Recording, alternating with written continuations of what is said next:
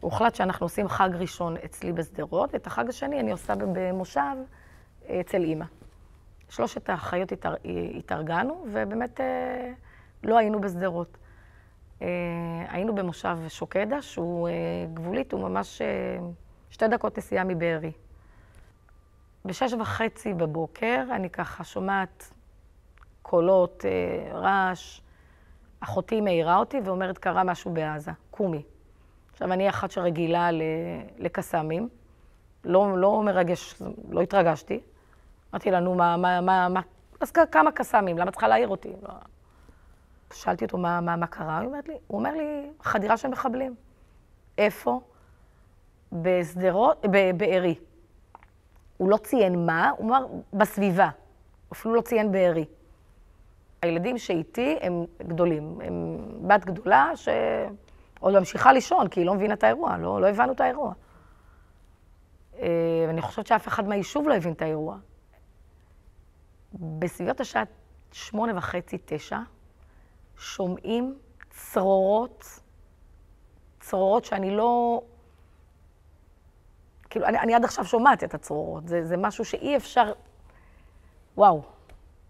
ואז אמרתי לאודליה ולשכנה, תקשיבי, זה אירוע מסוג אחר. זה משהו שהוא לא... בוא נדליק פלאפונים, אנחנו שומרי שבת, אבל משהו פה קורה, ובעלך לא אומר לך מה קורה. אבל בוא נדליק פלאפונים, נראה. ואני מחליטה להתקשר לבת שלי בשדרות. ואז היא אומרת לי, אמא, אני לא יכולה לדבר איתך, אני בממ"ד, ככה לוחשת לי. לא הבנתי, מה בממ"ד? למה בממ"ד? למה את לוחשת? אמא, אני לא יכולה לדבר איתך, את שומעת את היריות? זה הם. אני שולחת לך סרטון, תראי את הסרטון, תביני מה הולך פה.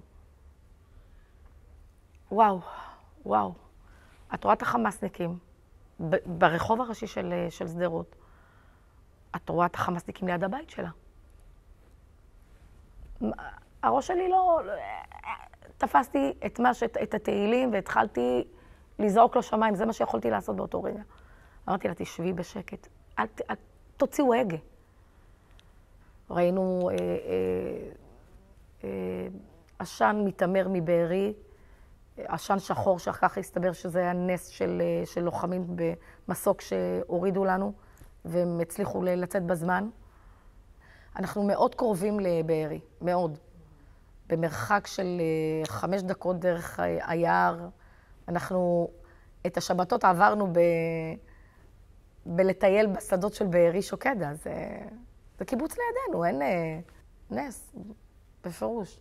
לכפר מימון, לנו, שובה, זמרת. כל היישובים שהם ניסו. אני יודעת מהרב שץ, שהוא נתן אחר כך ראיון שהם ניסו להגיע לכפר מימון, ניסו להגיע ליער.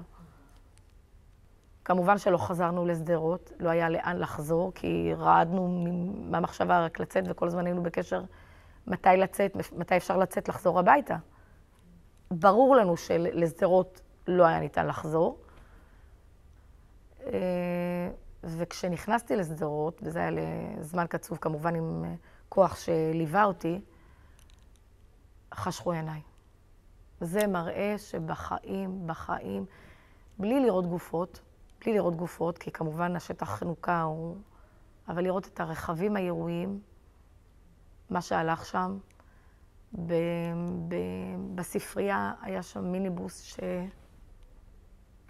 שחוררו אותו. בדרך לבית שלי היו כמה רכבים על המדרכה שראיתי. אין סיכוי שמישהו שרד את זה.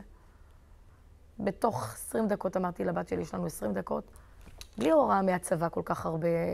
תפסנו יוזמה וחשבנו לבד. שימי במזוודה מה שיוצא, והיידה. ויצאנו לכיוון נתניה. כמובן בדרך ראינו כמה ניידות משטרה מלא, ובצמתים מלא. אנחנו פה עד שבת תלד בעזרת השם מחר, ועד שיגידו לנו לחזור. שנקווה שיהיה לאן לחזור. לא לבית, הבית הוא... בית זה קירות. התחושה היא של הביטחון, היא זו שנפגעה לנו.